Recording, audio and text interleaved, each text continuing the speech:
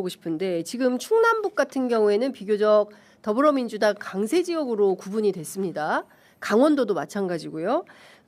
그런데 박근혜 전 대통령이 등장을 했어요. 근데 박근혜 변수가 저 강원이나 충남북이라든가 뭐 이런 지역에 미칠 영향은 얼마나 될지, 그리고 실제로 지금 충남북, 대전 충남북 판세가 어떤지 좀 여쭙겠습니다. 여론조사를 통한 정량적인 어떤 근거를 네. 가지고 말씀드리긴 어려운데 영향이 네. 없다고 볼 수가 없습니다.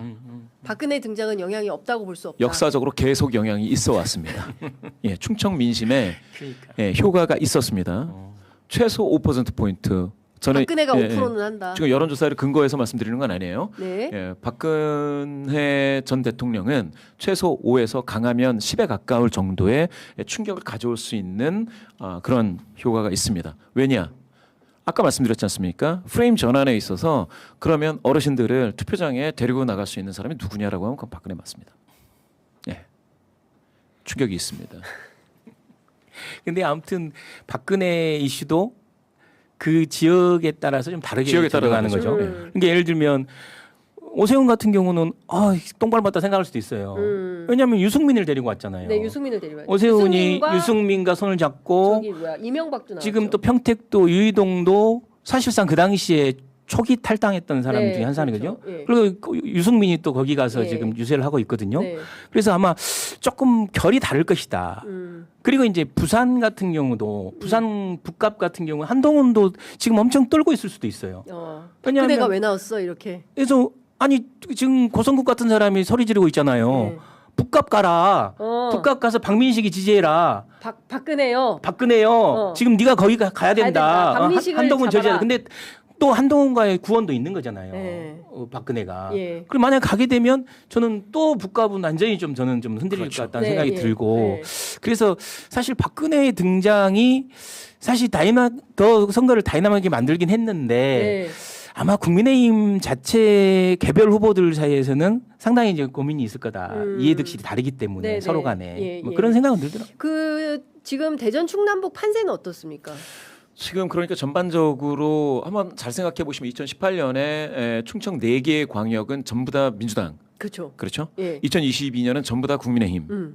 여기야말로 진정한 격전지 스윙 스테이트였는데요. 네. 그런데 지금 보시면 이번 선거에서는 이 4개는 지금까지 국민의힘이 우세한 광역은 없다라고 할 만큼 네. 상당히 민주당의 텃밭화된 것은 아니냐라는 네. 진단이 많았습니다. 그렇습니다. 그런데 이제 그 과정에서 방금 말씀 주신 그 박근혜 전 대통령의 등장으로 인해서의 어떤 충격, 제가 이제 5에서 10 정도면 상당히 세게 말씀드린 건데 네. 그게 이제 지역별로 다르다라는 건 맞습니다. 맞는데 특히 이제 충청북도가 그럴 수가 있는데 그 경우는 유경수 여사와 관련된 추억 때문에 예. 고령자들이 여론사 응답 적극성 그리고 투표 적극성이 둘 다 영향을 받기 때문입니다. 네. 예. 그렇지만 방금 그 말씀 주신 것처럼 근데 그거와 다른 그 이주민들이 주로 거주하는 가령 뭐 아산이라든지 천안을 네. 중심으로 있는 충남이라든지 네. 아니면 대전이라든지 여기에 주는 그 영향은 제한적이다라고 하면 그거는 또 그럴 수가 있습니다. 네. 따라서 이렇게 보셔야 될 것 같아요. 만약 기초자치단체로 따지면은 네. 지금 예전에 박수현 지금 후보인데 박수현 의원이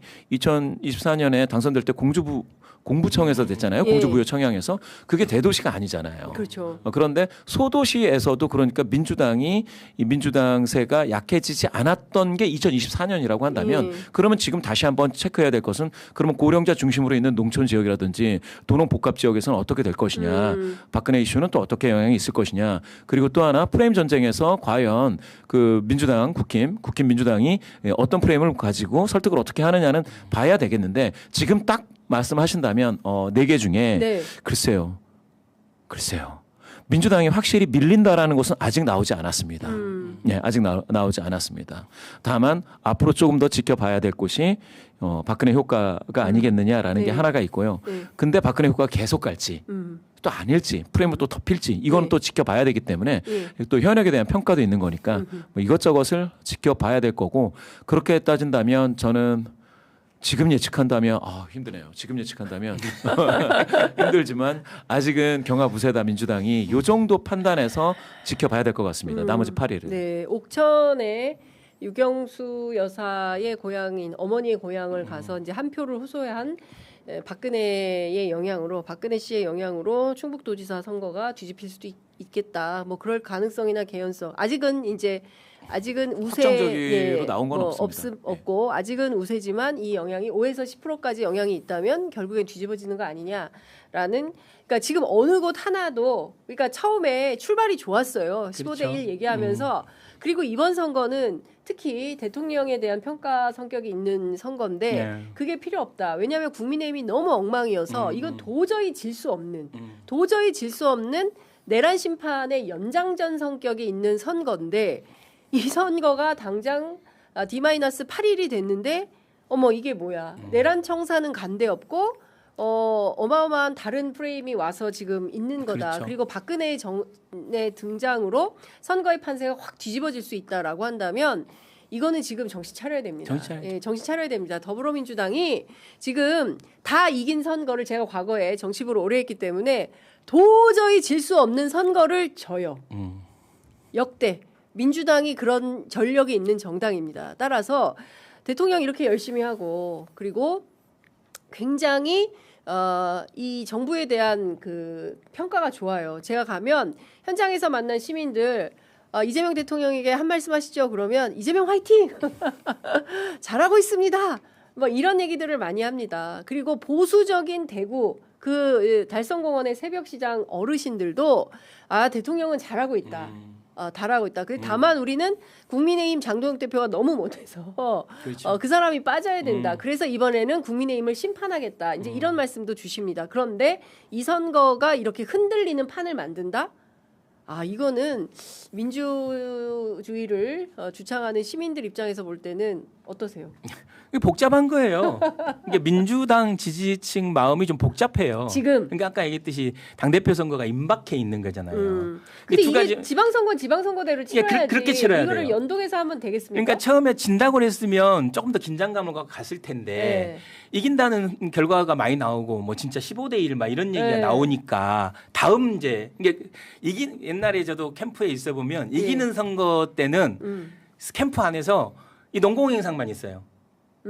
캠페인 기간에. 너는 뭐가 되고 나는 자리 뭐가 싸움이죠. 되고 그러니까 뭐 이렇게 자리 싸움만 한다. 제가 이제 늘 이기는 선거 있었잖아요, 사실상. 어떻게 보면 2011년 선거, 2014년 서울시장 선거, 뭐 이런 네. 이기는 선거 네. 있어 봐서 네. 아는데 이기는 선거는 느슨해요. 그리고 그 안에서 얘기하는 게 무슨 뭐 이런 이슈에 대한 그런 것보다는 이제 어떤 조각을 할 것이냐 이거에 대해 있는데 민주당이 약간 큰일이네. 처음에 그런 게 아닌가 싶은데 저는 뒤집힌 건 아니고 예. 그리고 이미 선거 초반에 전제 조건이었던 대통령의 지지율 그리고 어떻게 보면 또 이런 어떤 견고함 민주당 네. 지지체의 견고함 그리고 현재 프레임으로 엊그제 한국일보가 조사했는데 보니까 이 내란 심판에 대한 이 프레임이 상당히 강하더라고요. 여전히 국민들 마음속에서는. 그럼요. 그리고 이제 박근혜의 등장이 그것을 더 강화시킬 수 있지 않겠냐라는 저는 조심스럽게 예측하면서 저는 전체적으로 민주당 선거의 전체적인 기조가 투표 참여 기조로 조금 돌아가야 된다. 그러니까 29일과 30일 네, 사전 투표 사전투표.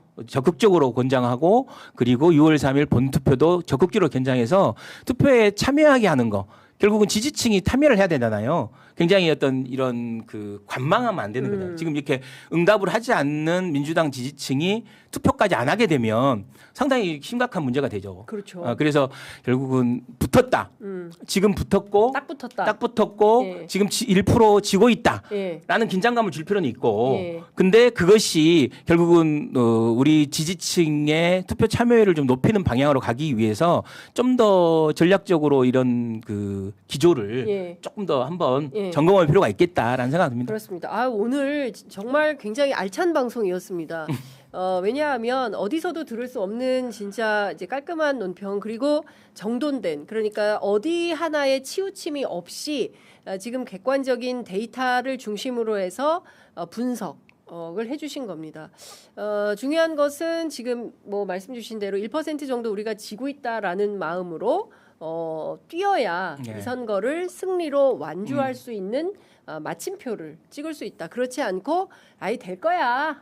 뭐 다 됐어. 이렇게 느슨한 자세로 선거를 했다가는 막상 뚜껑 열어보니 어머 이게 뭐야? 어떻게 도저히 질 수 없는 선거를 이번에 져버렸네라는 말도 안 되는 성적표를 받게 된다. 그렇기 때문에 더불어민주당은 상당한 경각심을 가지고 남은 8일을 열심히 뛰어야 되지 않을까. 그러지 않으면 내란 청산을 하겠습니까? 예? 뭐 여러 사람들이 다시 살아서 내란 중요임무 종사자 이런 걸로 재판받고 있는 사람들이 다 정치 무대로 복귀를 한다면 내란 심판이 되겠습니까? 이게 청산이 되겠습니까? 대한민국에서 그런 역사를 우리 아이들에게 물려주는 게 맞습니까? 저는 이 질문을 끝으로 오늘 방송을 마무리해야 될 것 같습니다. 끝으로 우리 두 분께 한 말씀씩 듣고 마무리하겠습니다.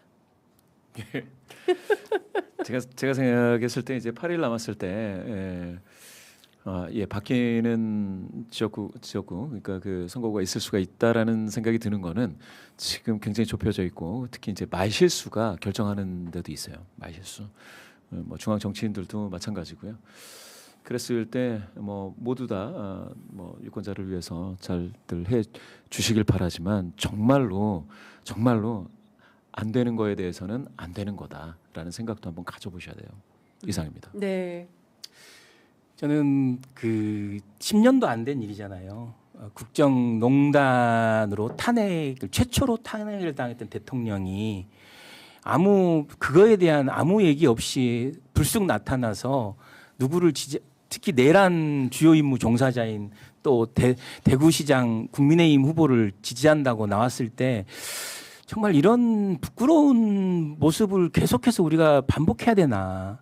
이번에 심판하지 않으면 이번에 정말로 뿌리 뽑지 않으면 저는 이것이 우리 미래 세대들에게 우리 젊은 아이들에게 어떤 메시지를 줄 수 있을까? 저는 그 모습이 너무 부끄러워요. 그래서 언론들도 무슨 선거의 여왕이니 막 이런 타이틀을 다시 막 꺼내드는데 이게 지금 정말 너무 좀 힘들다. 예를 들면 이런 모습들에서 대한민국이 과연 앞으로 나갈 수 있나라는 생각이 들면서 저는 이번만큼은 흔들리지 않았으면 좋겠다. 그리고 어떻게 보면 그 내란 문제를 어찌됐든 이번 선거로서 심판하고 가야 되지 않을까라는 생각이 듭니다. 네. 자, 상식이 있는 대한민국 유권자들은 대한민국의 민주질서를 오늘날만큼 성숙시키고 만들어왔다고 생각합니다. 근데 또 수도권 민심과 지역 민심이 달라서 이거를 다 획일적인 잣대로 잴 수는 없을 거라고 생각합니다. 중요한 것은 한 분 한 분 시민의 마음이 민주, 평화, 인권으로 향할 수 있도록 그 길을 트는 정치인의 역할이 무엇보다 중요하지 않을까 싶습니다. 적어도 국정농단 사범이 등장해서 내란 중요 임무 종사자를 응원하는 이 황당한 행태에 대해서는 우리 국민들이 다들 생각을 갖고 계시리라 판단합니다. 자, 오늘 준비한 방송 여기까지 하겠습니다. 두 분 말씀 잘 들었습니다. 고맙습니다.